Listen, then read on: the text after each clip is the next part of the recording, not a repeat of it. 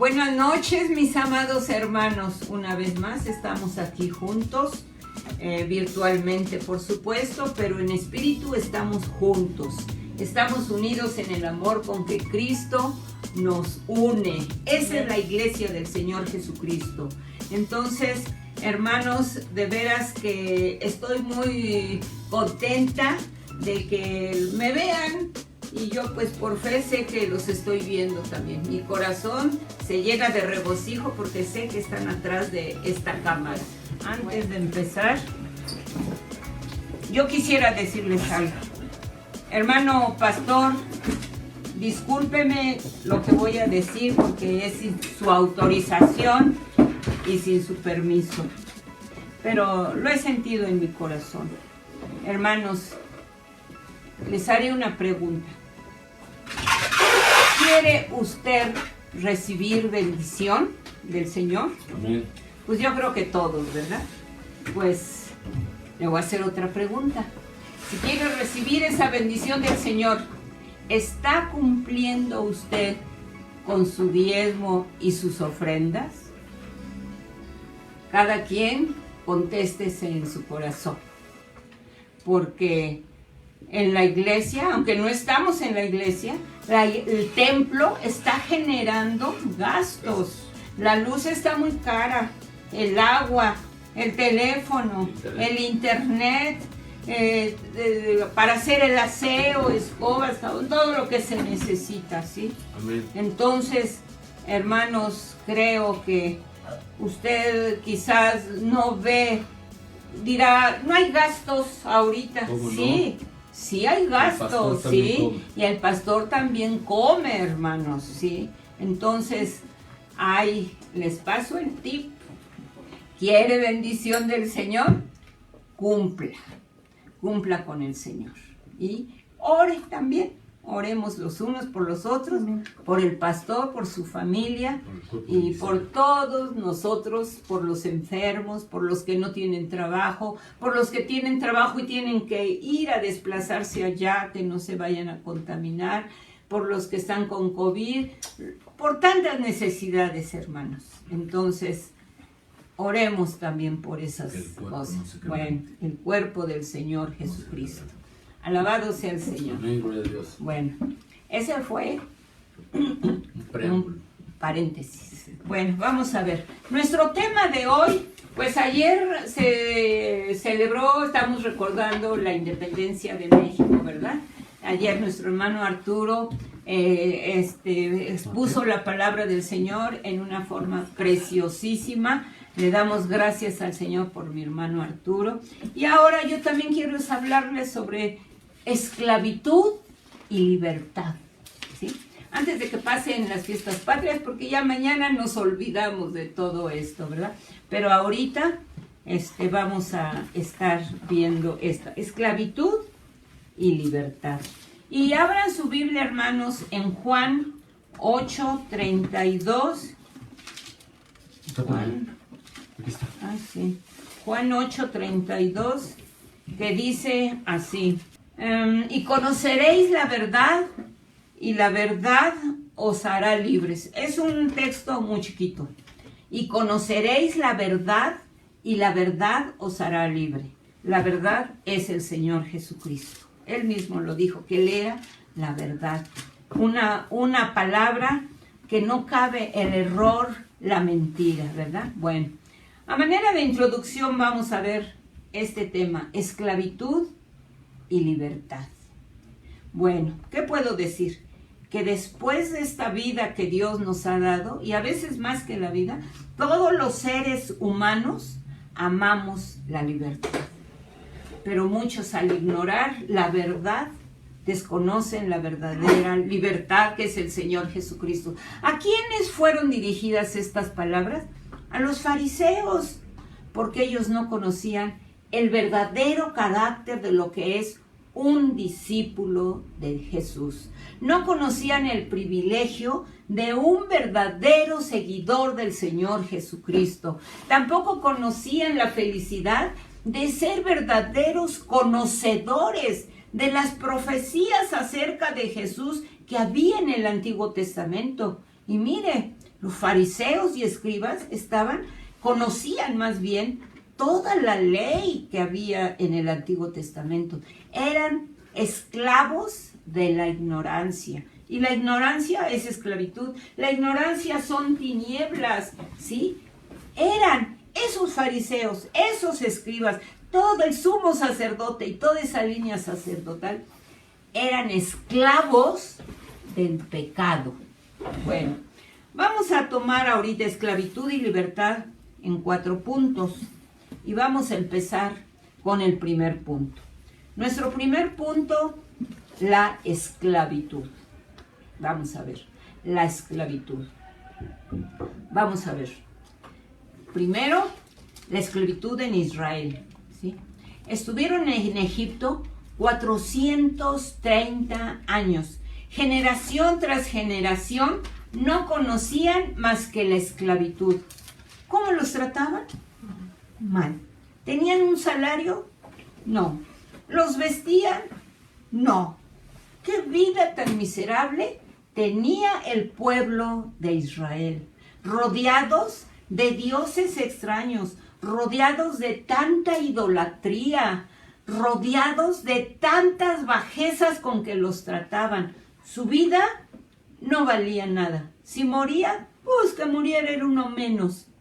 Eran peores que animales de carga. Desde que nacían hasta que morían.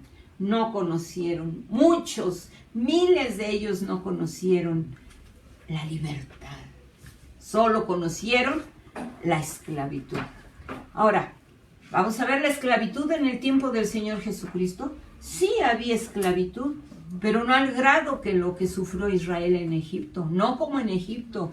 Dios siempre protegió al pobre, al huérfano, a la viuda, al menesteroso. Y es más, les dijo al pueblo de Israel, cuando sembraban y venía la cosecha, decían, no recogerás el fruto caído de tu viña, para el pobre y para el extranjero lo dejarás. Entonces, vemos, hermanos, que el Señor siempre se preocupó del menesteroso. Y decimos, qué bueno es Dios, siempre se preocupó por los más débiles. Y vamos a ver ahorita la esclavitud en la iglesia. Algunos en la iglesia son esclavos, tienen cadenas, pero esas cadenas son de esclavitud. Y Romanos 6:16 nos dice, ¿no sabéis que si os sometéis a alguien como esclavos para obedecerle, sois esclavos de aquel a quien obedecéis, sea del pecado para muerte, o sea de la obediencia para justicia? El ser humano no es independiente. Necesita el ser humano depender siempre de otro. Ahora, yo diría, todo depende del amo que escoja la persona. Si escoge el pecado, tras ese pecado está el diablo, ¿sí? Ahora, si escoge ser una persona que quiere agradar al Señor, santa, limpia, tras esa decisión, ¿quién está? Dios. El versículo que acabo de leer, hay esa palabra, obediencia y obedecer. De este versículo, ¿qué es obediencia? ¿Qué es obedecer? Es una sumisión al amo, ¿sí? El Señor Jesucristo nos dice en Mateo 6:24, dice, ninguno puede servir a dos señores, porque escogerá al uno y menospreciará al otro. Así es, no se puede servir a dos. Un esclavo es alguien totalmente dedicado al servicio de otro, con todo su ser y en todo su tiempo que tenga de vida. Nuestro Señor Jesucristo dice, ahí en Juan 8:34, todo aquel que hace pecado, esclavo es del pecado.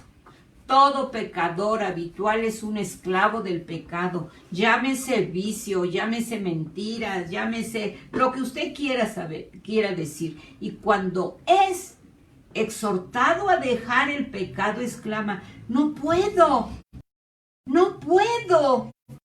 quiera, yo no sé de esto y lo hago.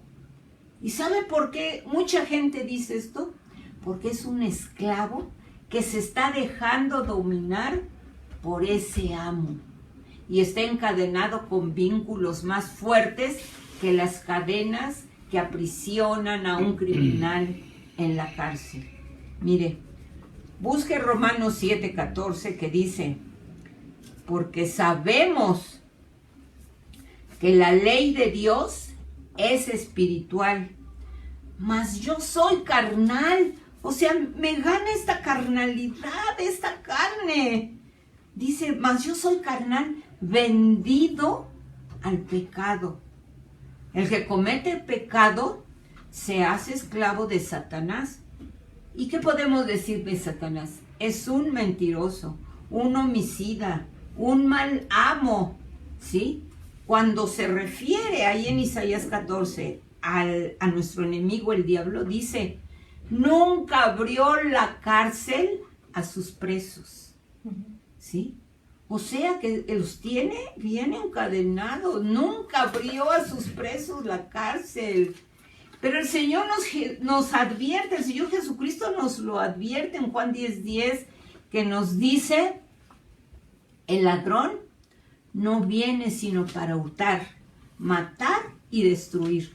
Todo lo contrario del Señor Jesucristo, porque el Señor Jesucristo nos dice en su palabra, yo he venido para que tengan vida y para que la tengan en abundancia. Y cuando habla de una vida en abundancia, no es que voy a vivir 100, 200 años, es que tengo vida eterna. Me lo promete allá en el cielo. Así es que no podemos servir a dos amos. Mejor sirvamos a aquel amo que nos dice que si lo seguimos, tenemos como fruto que nos da la santificación y como recompensa final, la vida eterna.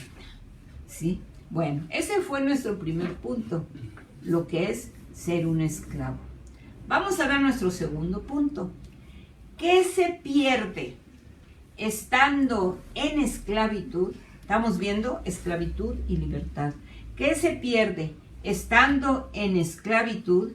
Y Gálatas 5:1 nos dice, estad firmes en la libertad con que Cristo nos hizo libres y no estéis otra vez sujetos al yugo de esclavitud. Así es que, esclavo es una persona que está bajo la obediencia absoluta de otro que lo ha comprado y está completamente dominado. ¿Qué se pierde estando en la esclavitud? En Israel veamos. En Israel no tenían identidad propia, ni vida propia. No recibían ningún salario. Trabajaban, como decimos, de oquis, de balde. No pueden escoger ni desear libremente lo que ellos quisieran tener. Cuando los israelitas fueron esclavos, ya habían sido esclavos en Egipto y volvieron a ser esclavos en Babilonia, ¿sí? Había mucho dolor, mucho sufrimiento cuando se los llevaron y había mucha añoranza de su Jerusalén. Fíjese, imagínese usted que ahorita vinieran y nos dominaran X nación y nos llevaran a un lugar a sufrir. ¿No estaría recordando a México uno? Claro que sí. Ellos estaban añorando. Y lo dice aquí en el Salmo 137, en los primeros 4 versículos, dice, junto a los ríos de Babilonia, ahí es donde estaban esclavos, ahí nos sentábamos y aún llorábamos, acordándonos de Sión. Sión es Jerusalén. Sobre los sauces de en medio de aquellos árboles, en medio de ella, colgamos nuestras arpas, y los que nos habían llevado cautivos nos pedían que cantásemos, y los que nos habían desolado nos pedían alegría, diciendo, Cántenos algunos de los cánticos de Jerusalén.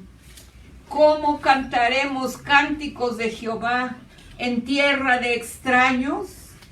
Si me olvidare de ti, Jerusalén, pierda mi diestra su destreza. ¿En qué dolor estaban? Y a mí me gusta, el día que usted quiera ver en hebreo este sufrimiento, ponga su internet y póngalo ahí en el YouTube. En el YouTube y busque va como si fuera de ir. Ve, chica, a va. Otra palabra, pensiero. Pensiero, busque va, pensiero. Y ahí le va a aparecer el canto en hebreo de los judíos. Ah, pero pídalo en español, en la traducción en español, porque está en hebreo, ¿sí? Ahí va, pensiero en español. Y va a ver ahí, porque está la traducción, cómo estaban llorando. Mencionaban Jerusalén, mencionaban las arpas, mencionaban los árboles, mencionaban su tristeza, ¿sí? Esclavitud. Tenían una amargura muy grande y aquella libertad que habían perdido. Todo por la desobediencia. ¿Qué se pierde estando en esclavitud? Y puedo mencionar en México, porque aquí también fuimos esclavos. Bueno, cuando dije fuimos, es nuestros antepasados. Hubo un tiempo en el cual los mexicanos no tenían una patria, una bandera, como hoy podemos decir que gozamos de una independencia. Ayer yo vi el grito, me la pasé ahí solita viéndolo porque los demás se fueron a acostar. Y bueno, me quedé ahí viéndolo. Y yo digo, si gozamos ahora de una independencia, un tiempo en el cual nuestros antepasados, los españoles, sojuzgaban. Se metieron los franceses a querer también, y los norteamericanos también. Pero gracias a Dios, hermanos, que hubo hombres que tuvieron una visión, que tuvieron que luchar y ofrecieron su vida para conformar un estado del cual hoy gozamos, para formar una patria con leyes y garantías individuales de la cual todos hoy podemos gozar. Gracias a Dios podemos decir eso. ¿Qué se pierde estando en esclavitud? Vamos a ver de la iglesia, ¿qué se pierde si nos olvidamos del Señor? Romanos 6:21 nos dice, pero qué fruto, fíjese, ¿qué se pierde estando en la esclavitud? Pero qué fruto teníais de aquellas cosas de las cuales ahora os avergonzáis. Fíjese, está hablando de una cosa que que estaba en el pasado. ¿Qué fruto teníais de aquellas cosas de las cuales ahora os avergonzáis? Porque el fin de ellas es muerte. Cuando se pierde la esclavitud, hay esto, vergüenza. Sí hay fruto, ¿de qué? De perdición, o sea, la muerte espiritual. Pérdida, ¿qué es la muerte espiritual? Yo diría la pérdida del favor y de la amistad con Dios. O sea, muerte eterna. En otras palabras, infierno, separación eterna con Dios. Siento escalofrío. Una separación eterna con Dios. Romanos 6:23 nos dice, porque la paga del pecado es muerte. Ahora, veamos el contraste que ofrece nuestro Señor en este versículo. ¿Qué se pierde estando en esclavitud? Ay, hermanos, se pierden muchas cosas, ¿sí? Primero, vamos a ver lo que se recibe por servir a un amo o al otro, como dije hace rato. Por servir al pecado, a Satanás, se recibe muerte espiritual, ¿verdad? Perdición eterna. Seguir a Dios se recibe vida eterna. Bueno, lo que el hombre hace para recibir la paga del pecado, o mejor dicho, el sueldo que da el diablo, el pecador tiene que obrar, ¿sí? Tiene que trabajar, pues eso que hace es un sueldo, un salario, no un regalo. Satanás jamás va a dar un regalo, jamás. En el negocio de Satanás se tiene que pecar, trabajar para Satanás, para recibir como sueldo la perdición, o sea, la muerte eterna. En cambio, para recibir la vida eterna, el pecador no obra, sino cree en aquel que justifica al impío con solo creer y recibe un regalo grandísimo. ¿Cuál es? La salvación. Creer en Jesucristo. Amén. Es solamente eso. Creer en Jesucristo como su Salvador. Amén. ¿Sí? Ahí no tiene usted que obrar. Ahí tiene que creer. ¿Sí? Que Él es el Salvador y que nos puede salvar de aquella condenación. Cuando no se conoce la verdad que es Jesucristo, no puede haber rompimiento de cadenas de esclavitud. ¿Sí? Bueno. Al cielo se va sin merecerlo. Nadie de los que estamos aquí reunidos no merecemos el cielo. Vamos a ir, si somos fieles, sin merecerlo. Pero al infierno se va por méritos propios. Ahí se va por méritos propios al infierno. Y yo le puedo decir, hermanos, si tú te vas a ir al infierno, tú así lo quisiste. Si te vas a ir al cielo, tú así lo quisiste. Ahí nadie te forzó a decir, tienes que ser cristiano. O no tienes, bueno, el diablo sí nos convence. Pero el Señor nos da libertad para creer en Él. Nos da una libertad para que tomemos esa decisión. Es una decisión muy nuestra. ¿Sí? Bueno, y yo siempre así lo digo.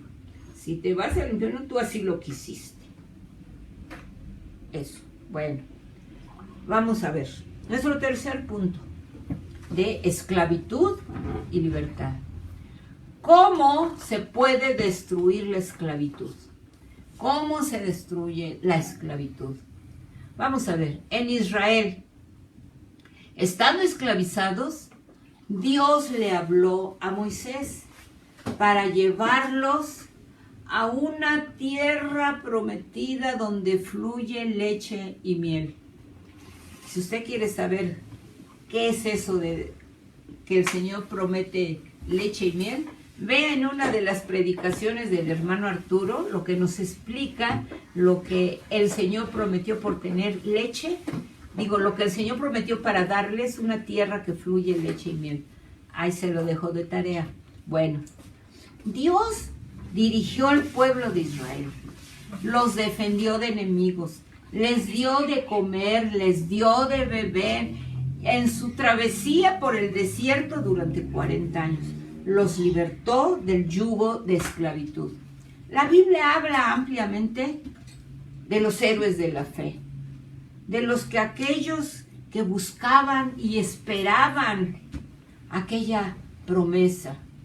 Los héroes de la fe fueron hombres del Antiguo Testamento que tenían una esperanza. Amén. ¿Sí? Tenían la fe de encontrar una patria. Habían dependido por más de 400 años de otra nación y sufrieron, como sabemos, la opresión al no tener una nación, una patria. Dios los sacó de la esclavitud porque los amaba. Era su pueblo escogido donde Él se manifestó con milagros para que su nombre fuera glorificado. Hombres que lucharon para conseguir su libertad y la consiguieron. Ahí en Hebreos 11 podemos encontrar muchos héroes de la fe. Hebreos 11. Y con respecto a la tierra prometida, pues sabemos que empezaron esas promesas de libertad con aquel gran caudillo Moisés, ¿sí? Y vemos en Hebreos 11, por la fe Moisés, cuando nació, fue escondido por sus padres por 3 meses, porque le vieron niño hermoso y no temieron el decreto del rey. Bueno, ya sabemos toda esa historia, ¿verdad? Por la fe Moisés, hecho ya grande, rehusó llamarse hijo de la hija de Faraón. Pues tenía todo, podía quedarse ahí. Él era el futuro Faraón, ¿sí? Dios le había dado gracia, le había dado estudios, estudió en la Universidad de Egipto, sabía quizá varios idiomas, era un hombre preparadísimo Moisés, un hombre educadísimo en la corte de un rey. ¿Qué podía tener, más bien, qué no podía tener Moisés? Ahí lo tenía todo, pero cuando supo de quién era él, escogió. Él no iba a ser esclavo escogiendo Egipto, él no iba a ser esclavo de ninguna manera, pero prefirió rehusar a todo aquello.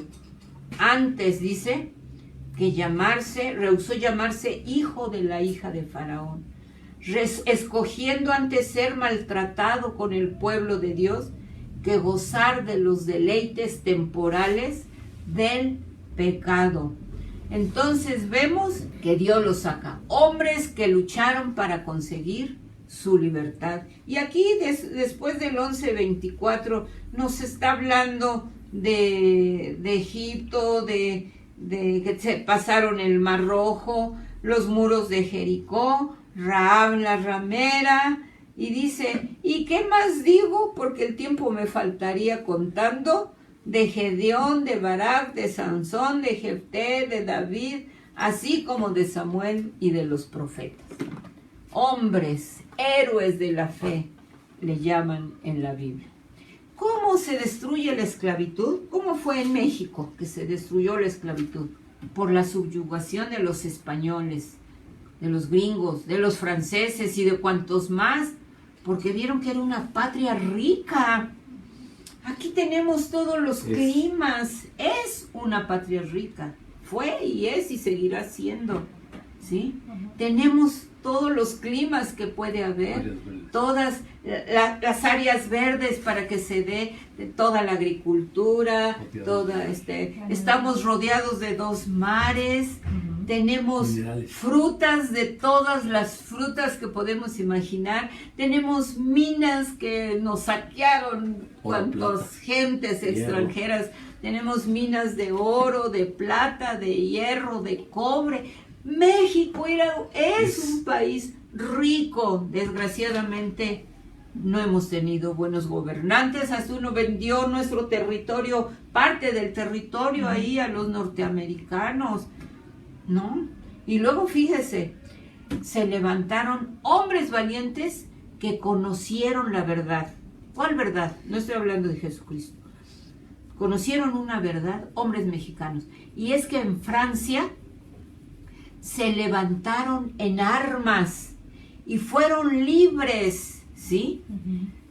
Y gracias a ese pensamiento que tuvieron los franceses, empezaron a circular literatura y libros que hablaban sobre la libertad, ¿sí? Que los hombres tenían derecho, que los hombres tenían garantías. Entonces los españoles prohibieron toda clase de literatura francesa. Fíjese a dónde llegó. Aunque había mucho analfabetismo en México, también había gente ilustre, gente que estudiada, que conocieron esa verdad que los hizo libres. Hombres que lucharon, que ofrendaron sus vidas, que alcanzaron la libertad, por la cual hoy, gracias a Dios, estamos gozando. ¿Cómo se destruye la esclavitud en la iglesia? ¿Cómo se destruye la esclavitud en la iglesia. Romanos 6, aquí lo tengo,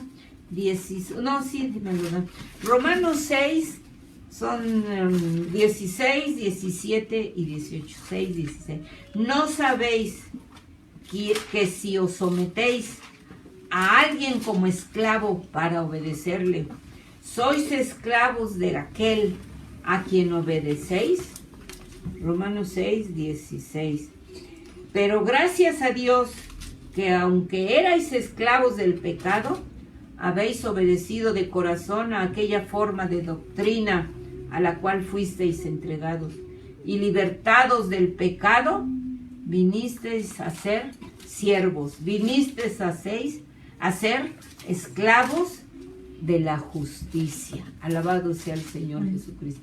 Pablo da gracias a Dios porque los cristianos de Roma y de todo aquel imperio romano, al recibir al Señor Jesucristo en sus corazones, habían salido de la esclavitud del pecado para servir ahora a la justicia de Dios.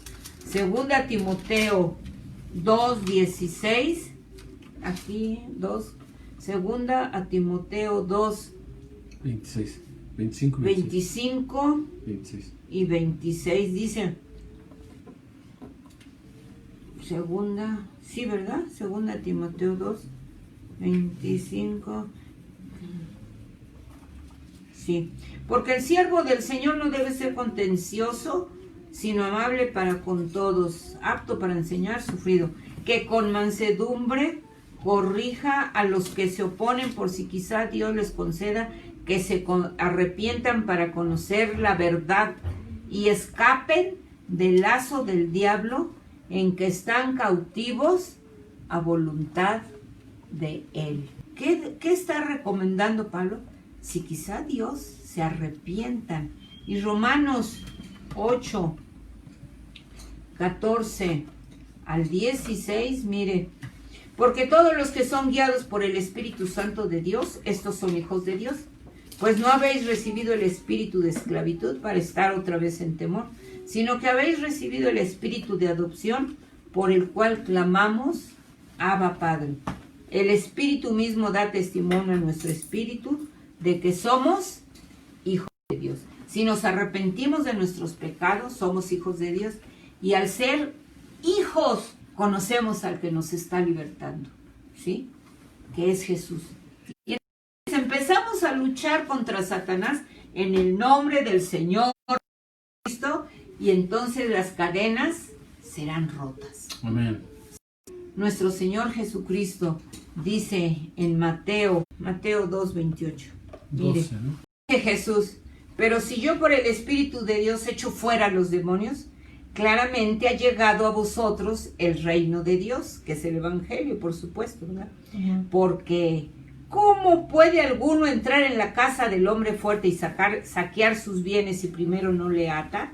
Y entonces podrá saquear su casa.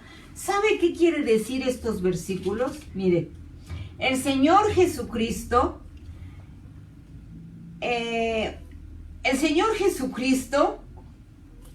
dice, si primero no le ata. El Señor Jesucristo viene y ata al demonio que está en una persona, que no lo deja actuar como el hombre quisiera, como el Señor quisiera. Entonces viene y lo ata. Y entonces el Señor Jesucristo le llama a Satanás el hombre fuerte. Satanás es el hombre fuerte. Claro, no es un hombre, lo sabemos, ¿verdad? Pero es un símil de lo que está hablando para un hombre que tiene demonios. ¿Cómo puede alguno entrar en la casa del hombre fuerte? ¿Cuál es la casa del hombre fuerte? El cuerpo del pecador, del que está Satanás dominándolo. ¿Sí me entiende? La casa del hombre fuerte es el cuerpo del pecador. Y saquear sus bienes. ¿Cuáles son sus bienes? Pues su vida, su espíritu, su alma. Y dice, si primero no le ata, entonces podrá saquear su casa, lo hace libre. Entonces, lo que hace el Señor Jesucristo primero es atar al demonio. Luego, entrar a la casa que pertenecía a Satanás, echarlo fuera, y entonces hace libre a la persona. Eso es lo que hace. Entonces la persona está en obediencia completa y rendida a los deseos de Satanás. Y sabemos que somos de Dios, pero el Señor nos dice en su palabra que sabemos nosotros que somos de Dios y que el mundo entero está bajo el maligno. Eso lo dice su palabra ahí en 1 de Juan 5. Dice, pero nuestro Señor Jesucristo tiene poder para liberar a la humanidad del poder del enemigo. Y ahí en 1 de Juan 3:8 dice, porque para eso vino el Hijo de Dios para destruir, amén, para deshacer todas las obras, amén, del diablo. El objetivo del Evangelio, ¿qué es? Sacarnos de las tinieblas a su luz, amén, admirable. Del pecado, de la mugre, de toda esa obscenidad, de toda esa porquería, a una vida santa. Amén. El diablo posee fuerza. Jesús le llama el hombre fuerte. Tiene poder Satanás, es mañoso, es mentiroso. Y Pedro 5:8 nos lo sabemos. Velad y orad, porque vuestro adversario, el diablo, como león rugiente, anda buscando alrededor a quien devorar. Pero Jesús es Dios fuerte. Así nos dice ahí en Isaías 9:6, y cuando hace la promesa que va a venir Jesús un día, dice, y se llamará su nombre admirable, consejero, Dios fuerte, Padre eterno, príncipe de paz. Amén. Nosotros tenemos un Dios fuerte, un Dios poderoso, amén, un Dios que nos puede sacar de las garras de Satanás. Amén. Y decimos, ¿con qué facilidad el Señor Jesucristo puede arrojar demonios? El Señor, su ministerio siempre estuvo rodeado por expulsar demonios. Eso nos anima a estar seguros de que el Señor Jesucristo nos libra de toda opresión que nos pone Satanás, ¿sí? Entonces, tenemos en Marcos 16:17 un versículo conocidísimo que dice, y estas señales seguirán a los que creen, en mi nombre echarán fuera demonios. Y podemos entonces decir, si fulano no puede, tenemos el poder y la autoridad del Señor Jesucristo para decirle a los demonios, fuera en el nombre del Señor Jesucristo, fuera todo mal carácter, fuera el odio, fuera la venganza, fuera las malas palabras, fuera las mentiras, fuera la fornicación, fuera la hipocresía, fuera los celos, fuera las envidias, fuera los rencores. Tenemos el poder del Señor Jesucristo. Y lo más hermoso que podemos pensar es que al final del tiempo, el Señor Jesucristo echará a Satanás y a los demonios todo su imperio demoníaco al lago que arde con fuego y azufre. ¿Sí? Bueno, eso está muy bueno, como en todos los cuentos, pero eso no es un cuento, esta es una realidad. En los cuentos todo termina feliz. En la realidad, con Jesucristo como Salvador, todo termina feliz. Amén. Estamos viendo esclavitud y libertad. Ahora, ya vimos qué se pierde estando en libertad. Ahora vamos a ver qué se gana con la libertad. ¿Qué se gana siendo libres? Bueno, vamos a ver en Israel. En el libro de Josué tenemos el relato de la conquista de la tierra prometida por Dios al pueblo de Israel. La tierra prometida la habitaban pueblos extremadamente idólatras. Derrotar a ese enemigo de esas tierras llenas de pecado no fue fácil. Los israelitas que pelearon por tener una nación propia, independiente, costó muchas vidas, mucho sacrificio. Fueron hombres con muchos ideales, con una esperanza viva. Bueno, las maravillas y milagros que Dios había hecho anteriormente en Egipto y en el desierto, tenían el propósito también de animarlos a que actuasen con valor, a que confiaran en Él, en ese Dios, que no se dieran por vencidos. Se derramó mucha sangre, pero tenían la fe y seguridad de que no iban a pelear solos. Su capitán, su comandante, era nada menos que el Dios Todopoderoso, el Dios de maravillas, el Dios que no hay otro Dios como Él, el que hizo los cielos y la tierra. Israel tuvo el éxito, gracias a Dios. Ganaron una patria independiente al cabo de los años. Israel, el día de hoy, ¿qué es?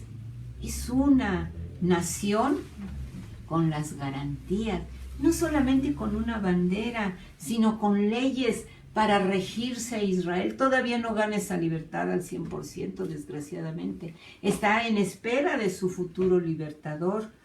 ¿Por qué digo esto? Porque ellos andan dispersos por el mundo, tienen la promesa de que van a regresar a Jerusalén.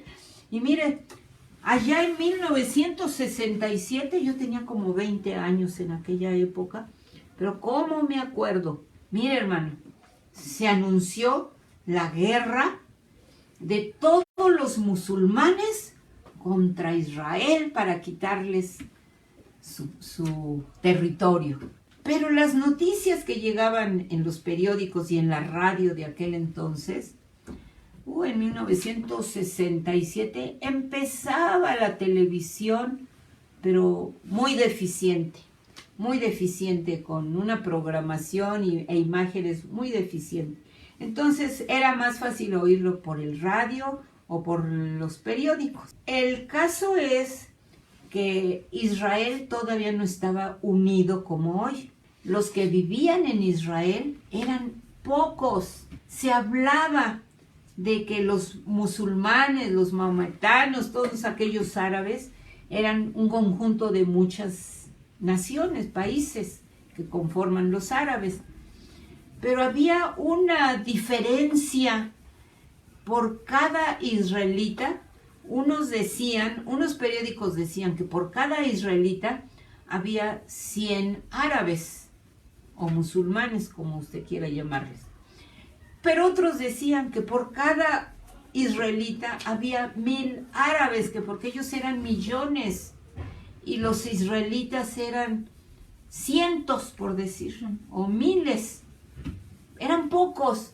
Bueno, cuando llegó la guerra, nada más se oían las noticias, en las iglesias daban las noticias, que se ore por Israel, porque si el Señor no es con ellos, los van a masacrar.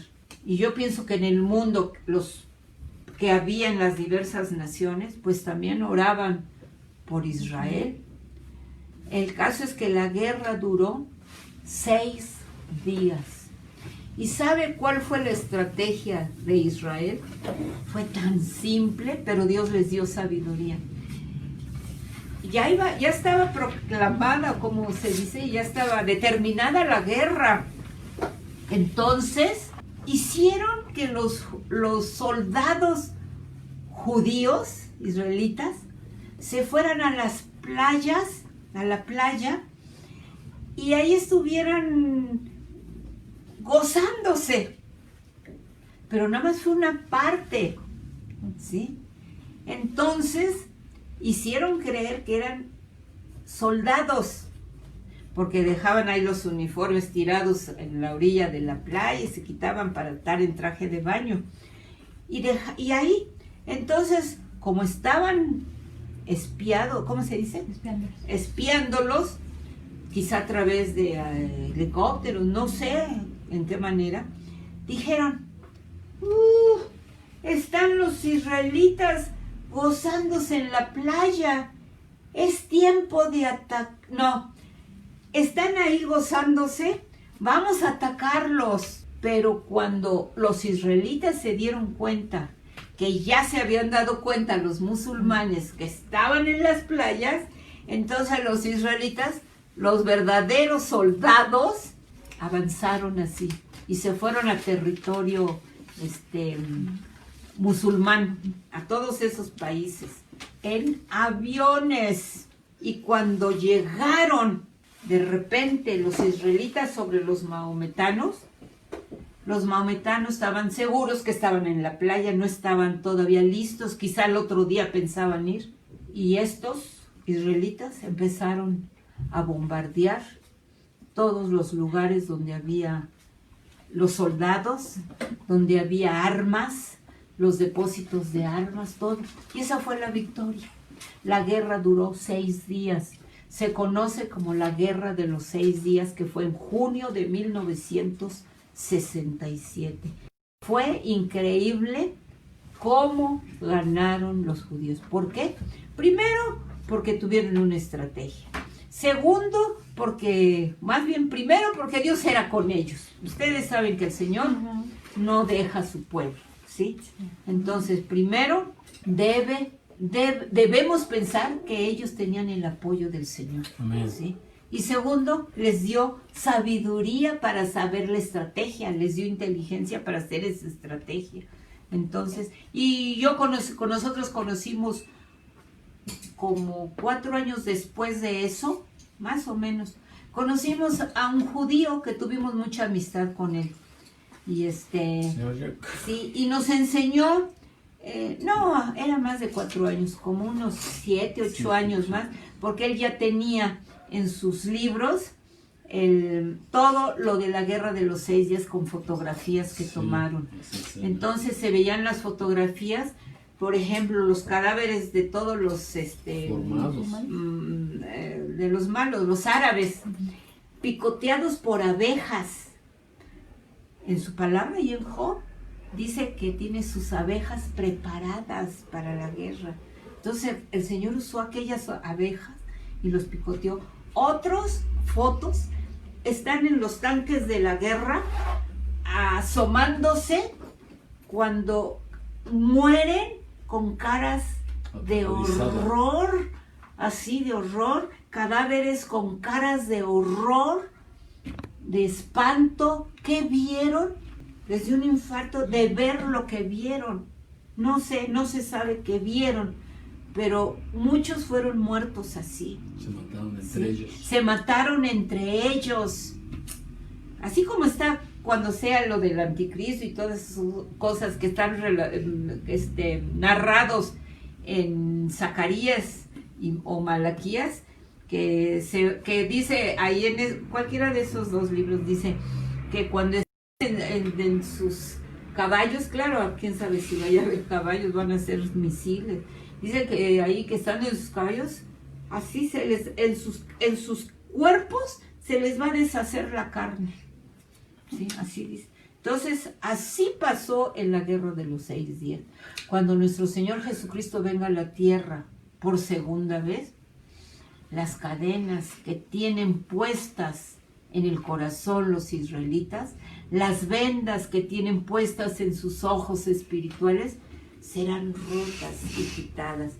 Oremos por el pueblo de Israel. Bendiga al pueblo de Israel, ¿sí? Tenemos que bendecir a los judíos porque de ahí es el Señor Jesucristo, ¿sí?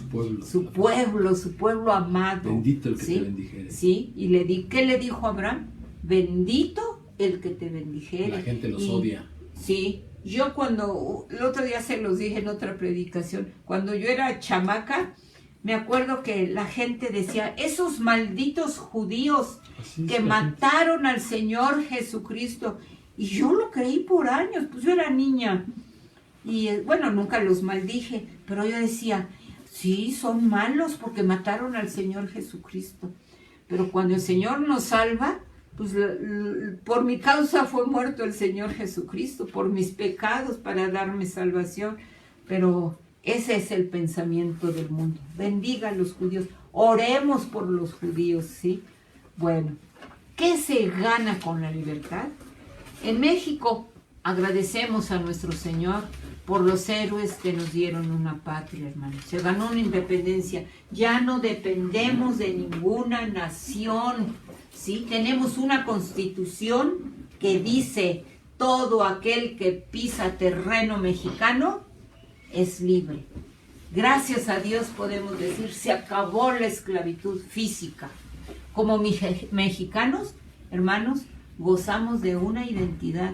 Tenemos un himno nacional precioso, un himno de guerra y de libertad. Aquí lo apunté, mire, dice, y se me hizo, ahora que lo apunté, parece un himno cristiano. Yo siempre así lo he considerado, ¿no? Mire, le voy a leer 4 renglones. Mexicanos al grito de guerra. ¿Sí? Así dice, ¿verdad? Bueno, pues, ¿sabe qué dice? ¿Qué dice la Biblia? Cristianos al grito de guerra, pelean la buena batalla de la fe, echa mano de la vida eterna. Y luego vuelve a decir Pablo, he peleado la buena batalla, he acabado la carrera, he guardado la fe. Por lo demás, me está guardada la corona de justicia, la cual me dará el Señor juez justo en aquel día, y no solo a mí, sino a todos los que aman su venida. Estamos luchando, estamos en guerra contra Satanás. Mexicanos, al grito de guerra, el acero aprestad y el bridón. Al sonoro más abajo. Mexicanos al grito de guerra, al sonoro rugir del cañón. Y el cañón, en las figuras ilustrativas de lo que espiritualmente es un cañón, siempre lo representan, que es la oración, porque un cañón echa el proyectil y a distancia, lejos. ¿Y qué es la oración? Igual. La oración llega hasta el cielo, al Señor Jesús. Sí, entonces, al sonoro rugir de nuestra oración. Y el acero aprestad y el bridón. El acero, mezcla de varios bronce, conoce, sí, se me olvidó la palabra, ¿qué? La espada, el acero es la espada, aprestad, empuña bien la espada, que no la sueltes, ese es empuñar. Y el bridón caballo. Es el caballo ya ensillado, listo para que en aquel entonces se montara el soldado a la batalla. ¿Sí? Fíjese, el acero, ten la espada bien empuñada, que no se te suelte, el caballo ensillado para pelear. Y luego dice, ciña, oh patria, tus sienes de oliva. Cíñete, aquí, las sienes, aquí. Cíñete, oh patria, tus sienes de oliva. La oliva era con lo que donaban en Grecia y en Roma a los triunfadores en las Olimpiadas, y era de hojas de laurel, de oliva, ¿sí? Entonces, cíñete tus sienes de oliva, porque eso quiere decir, esa corona que daban de oliva, triunfo de poder, era de victoria, era el símbolo de la victoria. El campeón, con eso se conformaba, con una corona que quizá a los 8 días ya ni existía porque se marchitaba. Y luego más abajo dice, mas si osare un extraño enemigo, y yo diría, mas si se atreviera Satanás a querernos hacer daño, nuestro enemigo Satanás. Eso quiere decir profanar con su planta tu suelo, algo sagrado sin respeto. Eso es lo que hace Satanás con nuestro Dios, con sus cosas sagradas, ¿sí? Profanar con su planta tu suelo, con su presencia. Por eso nosotros en el nombre de Jesús echamos fuera a Satanás. Y luego al final dice, porque el Señor, un soldado en cada hijo te dio. Un soldado en cada hijo de Dios. ¿Y qué somos? ¿Soldados? ¿Somos soldados?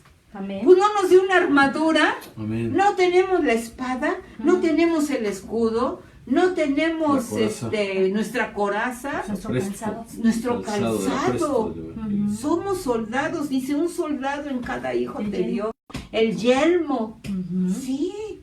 Entonces, a mí, yo siempre el himno nacional digo, pues será muy bélico el himno, pero nos habla de lo que dice la Biblia. Bueno, entonces, hermanos, le damos gracias a Dios. Tenemos libertad de creencia, tenemos una libertad de ser como cristianos una asociación religiosa ante el gobierno. Gracias, qué bueno que somos mexicanos. Amén. Qué bueno que tenemos una patria. Amén. Qué bueno que somos libres. Amén. Alabado nuestro Dios, alabado sea nuestro Dios, alabado sea nuestro Dios, hermanos. Alaben al Señor Jesús. ¿Qué se gana con la libertad? Ahora la iglesia, por último la iglesia. Dice el Salmo 33:12, bienaventurada la nación cuyo Dios es Jehová. Amén, aleluya. Bienaventurados los cristianos cuyo Dios es Jehová. Bienaventurados los que han lavado sus ropas en la sangre del Cordero.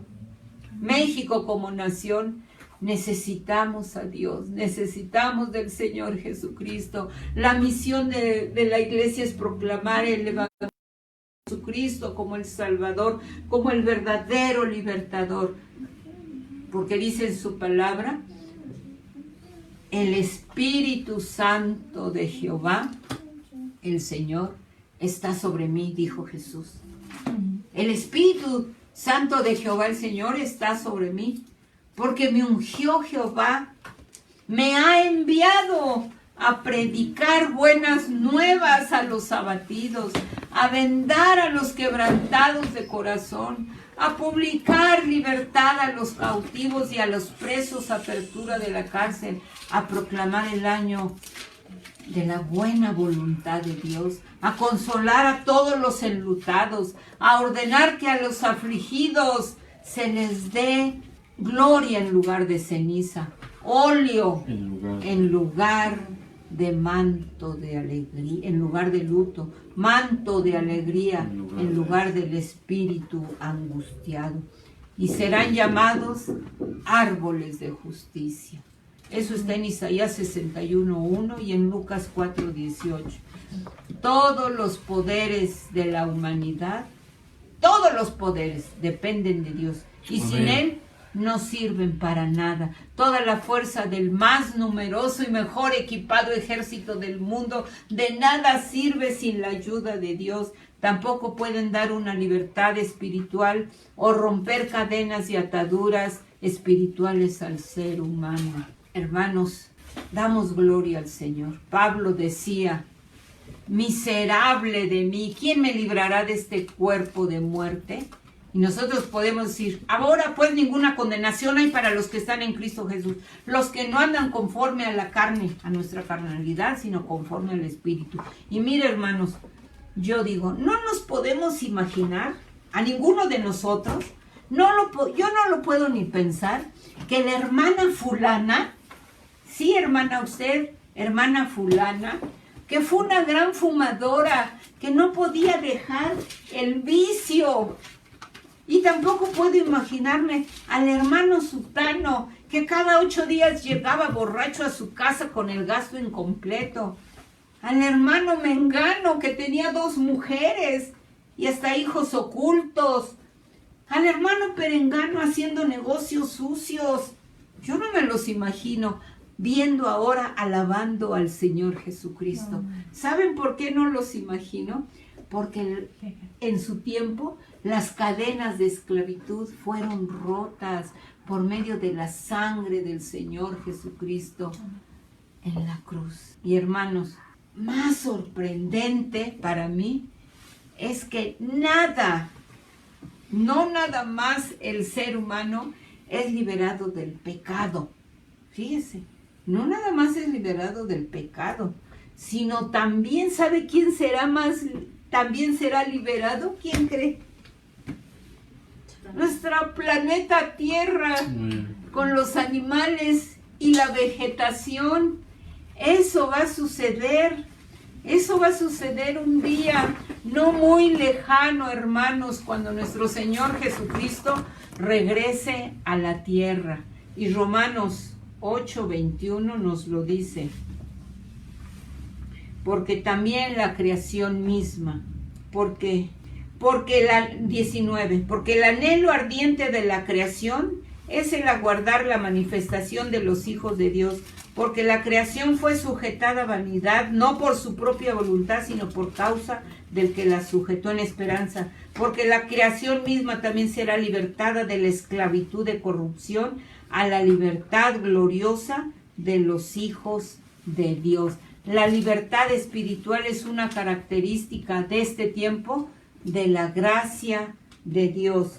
Y mire lo que dice 2 Corintios 3:17. Porque el Señor es el Espíritu Santo, y donde está el Espíritu Santo del Señor, ahí hay libertad. Una libertad, hermanos, costó vidas.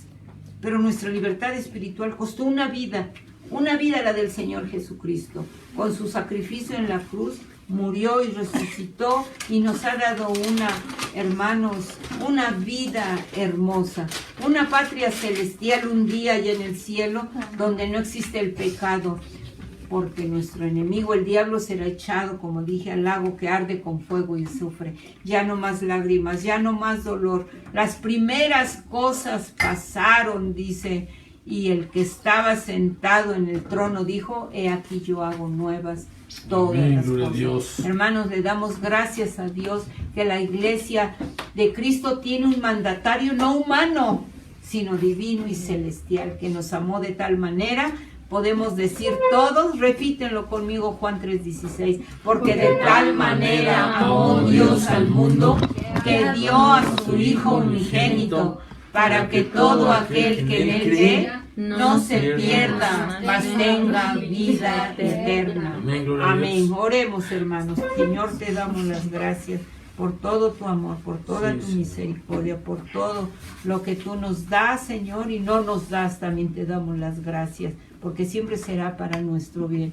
Te alabamos, te bendecimos, porque tenemos una patria en la cual tenemos libertad espiritual, Señor. Gracias, gracias, una libertad religiosa donde nadie nos prohíbe. Solo nosotros somos los que nos prohibimos, Señor, no buscarte, no, Señor, no lo permitas, Padre Celestial, que todos mis hermanos estemos siempre en comunión contigo, y que como cuando vengas el enemigo podamos decirle: fuera de mi vida, yo soy de Jesucristo. Que ese sea nuestro lema: fuera, no te queremos, queremos a nuestro Señor Jesucristo. Gracias, bendice a tu iglesia, bendice a tu iglesia, que en esta hora, Señor, estamos en comunión contigo. Líbranos de todo mal. Gracias, gracias, te alabamos y te bendecimos en el nombre de Cristo Jesús. Amén. Gracias, Cristo. Dios les bendiga, mis hermanos. Sea con ustedes el Señor.